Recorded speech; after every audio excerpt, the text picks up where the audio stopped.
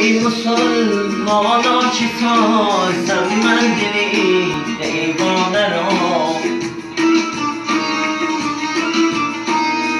کی توان زنجیر کردن شمپری پروانه را، کی توان زنجیر کردن شمپری پروانه را. عشق اگر خواهی بکن اظهاری هر معنی مکن، هر کس و بی ما کس نداند قدر